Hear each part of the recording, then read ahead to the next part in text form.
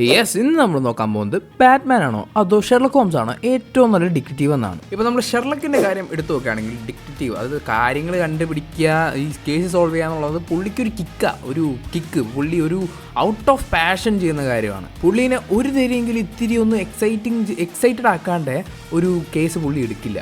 പിന്നെ പുള്ളി പോലീസ് ഡിപ്പാർട്ട്മെൻറ്റിനെ വലിയ വിലയൊന്നും കൊടുക്കുന്നില്ല. പുള്ളിയുടെ ആ ഒരു പാഷന് വേണ്ടി ജസ്റ്റ് കൂടെ നിൽക്കുന്ന ഒരാൾക്കാർ എന്നുള്ളൊരു സംഭവമാണ്. പിന്നെ ഒരു ക്രെഡിറ്റ്സും പുള്ളിക്ക് ആവശ്യമില്ല. പുള്ളിക്ക് ഒരു ഫെയിമിനോട് വലിയ താല്പര്യമൊന്നുമില്ല. എന്നാലും വാട്സൻ്റെ ജേർണലിസ്റ്റിലോടൊക്കെയാണ് പുള്ളി ഫേമസ് ആവുന്നതും ഒരുപാട് കേസുകൾ നേരിട്ട് കിട്ടാൻ തുടങ്ങുന്നു. പക്ഷെ അത് ഒരു തരത്തിൽ പുള്ളിക്ക് ഇഷ്ടമാവുന്നുണ്ട്. കാരണം ഒരുപാട് കേസസ് അങ്ങനെ കിട്ടാൻ തുടങ്ങി, ഒരുപാട് എക്സൈറ്റഡ് ആയിട്ടുള്ള കേസുകൾ അങ്ങനെ കിട്ടാൻ തുടങ്ങിയിട്ടുണ്ട്.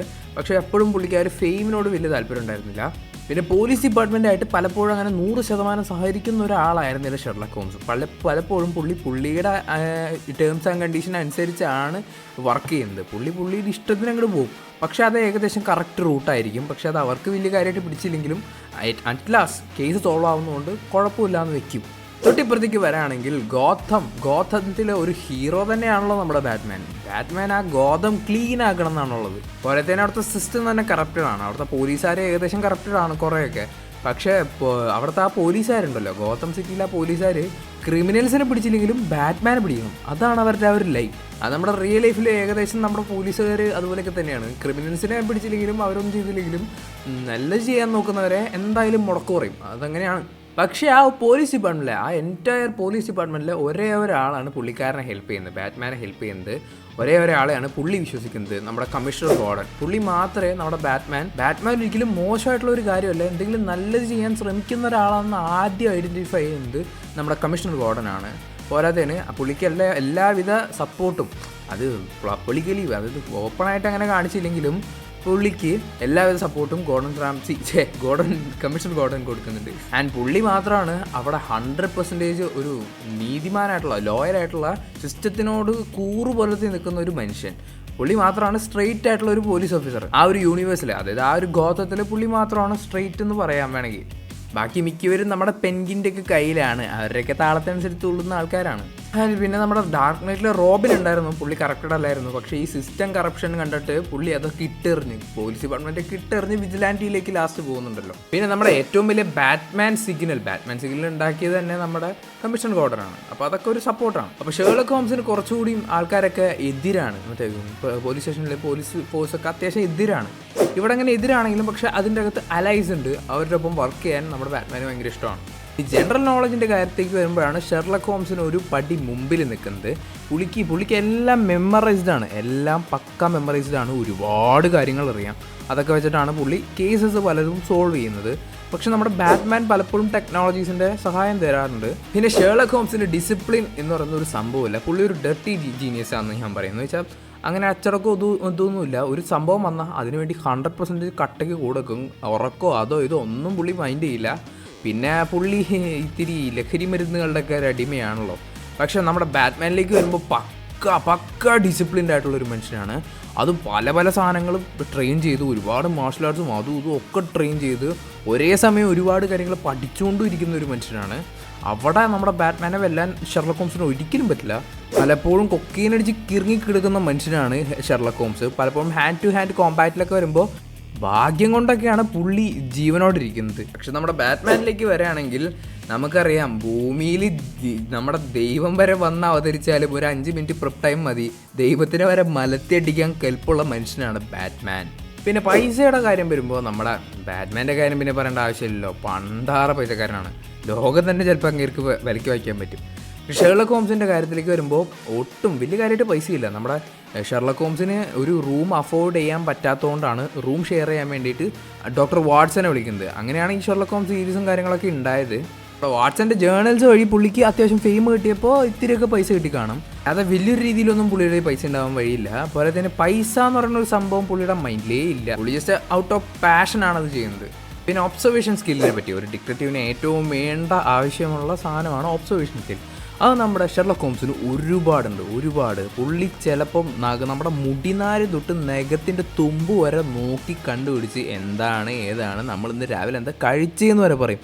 അത്രയും കിടിലനായിട്ട് ഒബ്സർവേഷൻ സ്കില്ലുള്ള ഒരു മനുഷ്യനാണ് നമ്മുടെ ഷെർലക് ഹോംസ്. പക്ഷേ പലപ്പോഴും പലപ്പോഴും നമ്മുടെ ഷെർലക് ഹോംസ് തെറ്റായിട്ട് ഇതുപോലൊക്കെ ഒരുപാട് കാര്യങ്ങൾ ചെയ്യുന്നുണ്ട്.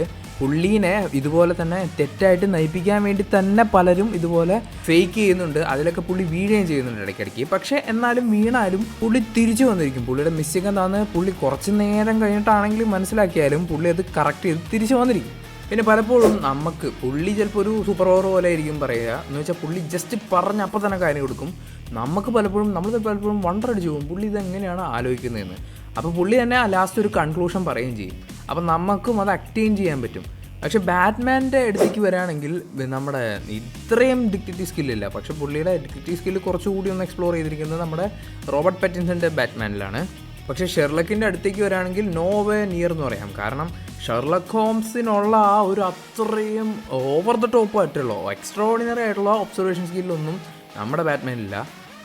പക്ഷേ പുള്ളിക്ക് അതിനർത്ഥം പുള്ളിക്ക് അതില്ല എന്നല്ല, ഒബ്സർവേഷൻ ഉണ്ട്. അതുപോലെ തന്നെ പുള്ളി നല്ല രീതിയിൽ ബുദ്ധിയുള്ളൊരു മനുഷ്യനാണ്. പലപ്പോഴും പുള്ളീനെ സഹായിക്കുന്ന ആൽഫ്രഡും ആ ഒരു ടെക്നോളജിയും കാര്യങ്ങളൊക്കെ ആണല്ലോ. അപ്പോൾ നമുക്ക് അങ്ങനെ കംപ്ലീറ്റ്ലി നമ്മുടെ ഷെർലക് ഹോംസ് ജസ്റ്റ് മൈൻഡ് ചെയ്തെടുത്താണല്ലോ പറയുന്നത്. അപ്പോൾ അതിൽ പക്ക നമ്മുടെ ഷെർലക് ഹോംസിനാണ് ഒരു അപ്പർ ഹാൻഡ് ഉള്ളത്. ഇനി നമുക്ക് അവരുടെ വീക്ക്നെസ്സുകൾ നോക്കാം. നമ്മുടെ വീക്ക്നെസ്സുകൾ, അതായത് നമ്മുടെ ബ്രൂസ് വെയിൻ, അതായത് നമ്മുടെ ബാറ്റ്മാനിലേക്ക് വരുമ്പോൾ വീക്ക്നെസ്സുകൾ എന്താണെന്ന് വെച്ചാൽ സൂപ്പർ പവർ ഇല്ല. പക്ഷേ അതൊരു വീക്ക്നെസ് ആയിട്ട് നമുക്ക് കംപ്ലീറ്റ്ലി പറയാൻ പറ്റില്ല. DC യൂണിവേഴ്സിലെ സൂപ്പർ പവർ ഉള്ള എല്ലാവരെയും എടുത്തൊരു തട്ടിലിട്ടിട്ട് ഇപ്പുറത്തെ തട്ടിൽ നമ്മുടെ ബാറ്റ്മാൻ എടുത്തു വെച്ചാൽ ആ ബാറ്റ്മാൻ്റെ തട്ട് താണ് തന്നെ ഇരിക്കുന്നു പറയുന്ന പോലെ ഇവരെയൊക്കെ ഒറ്റ സെക്കൻഡ് വേണ്ട ഇങ്ങേർക്ക് കൊല്ലാൻ. പോരാത്തതിന് ഇവരൊക്കെ മീറ്റ് ചെയ്ത് അപ്പം തന്നെ ഇവരൊക്കെ എങ്ങനെ ഡിസ്ട്രോയ് ചെയ്യണം എന്നുള്ളൊരു പ്ലാൻ വരെ പുള്ളി ഉണ്ടാക്കി വെച്ചിട്ടുണ്ട്. അവരത്രയും എന്ന് വെച്ചാൽ സൂപ്പർ പവേഴ്സ് ഉള്ളവരൊന്നും നമുക്ക് 100% വിശ്വസിക്കാൻ പറ്റില്ല. കാരണം അവരെപ്പോഴാണ് ഔട്ട് ഓഫ് കൺട്രോൾ ആവുമെന്ന് പറയാൻ പറ്റില്ല, ആൾക്കാർക്ക് എപ്പോഴോ പ്രശ്നം ഉണ്ടാവുമെന്ന് പറയാൻ പറ്റില്ല. ഇതൊക്കെ ഓഫ്കോഴ്സ് നമ്മുടെ ബാറ്റ്മാന് പ്ലസ് ആണ്. പോരാത്തതിന് നമ്മുടെ പുള്ളി എന്ന് വെച്ചാൽ വീക്ക്നെസ്സുകൾ അങ്ങനെ വളരെ കുറവുള്ളൊരു മനുഷ്യനാണ്. പുള്ളിക്ക് നല്ല സ്ട്രോങ് ആയിട്ടുള്ളൊരു മൈൻഡ് ഉണ്ട്. നമ്മുടെ ഷെർലക്കിലേക്ക് വരുമ്പോൾ നമ്മൾ നേരത്തെ തന്നെ പറഞ്ഞല്ലോ, സബ്സ്റ്റൻസ് അബ്യൂസ്, അതായത് ഇത്തിരി കൂടിയ ഇനമാണ് പുള്ളിയുടെ വീക്ക്നെസ്. കൊക്കൈനും കാര്യങ്ങളൊക്കെയാണ് വീക്ക്നെസ്. പോരാത്തതിന് ഇത് കിട്ടാണ്ടാകുമ്പോൾ പുള്ളി ശരിക്കും ഒന്നും ഫങ്ഷൻ ആവാണ്ട് ജസ്റ്റ് ഒരു മൂലിക്കൊക്കെ ഇങ്ങനെ കടിച്ചു പിടിച്ചിരിക്കുന്ന ഒരു രീതിയിലാവുന്നുണ്ട് പുള്ളി. പോരാത്തതിന് നല്ല രീതിയിൽ സ്മോക്ക് ചെയ്യുന്നൊരു മനുഷ്യനാണ് നമ്മുടെ ഷെർലക് ഹോംസ് ഭയങ്കരമായിട്ട്. പക്ഷേ നമ്മുടെ ഷെർലക്കിന് പെൺപിള്ളേരോട് അങ്ങനെ വലിയ ഇതോ കാര്യങ്ങളൊന്നുമില്ല. ഐറൻ ആഡ്ലർ എന്ന് പറഞ്ഞൊരു പുള്ളിക്കാരുണ്ട്. ആ പുള്ളിക്കാരനെ മാത്രമാണ് പുള്ളി വുമണായിട്ട് അഗ്രി ചെയ്തിട്ടുള്ളൂ. അതും ഇൻ്റലിജൻറ്റിൻ്റെ കാര്യത്തിൽ പലപ്പോഴും 1-2-3 അവസരങ്ങളിൽ പുള്ളിക്കാരി ഷെർലക്കിനെ മലത്തി അടിച്ചുകൊണ്ട് മാത്രം. ഇവിടെ നമ്മുടെ ബാറ്റ്മാൻ്റെ ഇതിലേക്ക് വരുമ്പോൾ കാര്യം ബാറ്റ്മാൻ എന്നാന്നൊക്കെ പറഞ്ഞാലും പലപ്പോഴും നമ്മുടെ ക്യാറ്റ് വുമൺ പുള്ളിക്കാരനൊരു വീക്ക്നെസ്സാണ്. ക്യാറ്റ് വുമൺ ഒരു ക്രിമിനലാണ്, പക്ഷേ പുള്ളി പിടിക്കൂല. കാരണം എന്താണെന്ന് വെച്ചാൽ പുള്ളിക്കൊരു വീക്ക്നെസ്സാണ് പുള്ളിക്കാരി. പോരാത്തതിന് നമ്മുടെ ഡാർക്ക് നൈറ്റ് റൈസൊക്കെ എടുത്ത് നോക്കുകയാണെങ്കിൽ അതിൽ പൊമ്പളസൊക്കെക്കാരനാണ് പുള്ളി പ്രശ്നത്തിൽപ്പെടുന്നത്. എന്ന് വെച്ചാൽ ലാസ്റ്റ് ആ പെൺപിള്ളേരോടൊരു വീക്ക്നെസ്, വിഷയത്തിലൊരു സംഭവം ഉള്ളതുകൊണ്ടാണ് ലാസ്റ്റ് പുള്ളിക്കാരിയുടെ റാസുൽഗുളുടെ മോള് പുള്ളിക്കാരനെ ചതിച്ചത്. അപ്പോൾ ഇത് കംപ്ലീറ്റ്ലി ഒന്ന് എടുത്തു നോക്കുകയാണെങ്കിൽ നമ്മുടെ ഷെർലക്കിൻ്റെ അത്രയും ഒരു ഡിറ്റക്റ്റീവ് ഷെർലക്കിൻ്റെ അത്രയും കിഡിലനായിട്ടുള്ളൊരു മനുഷ്യൻ വേറെ ഇല്ല. പക്ഷേ apart from the substance abuse കാര്യങ്ങളൊക്കെ, ബട്ട് ഡിസിപ്ലിൻ്റെ കാര്യത്തിൽ നമ്മുടെ ബാറ്റ്മാനെ അടിക്കാൻ ലോകത്താരുമില്ല.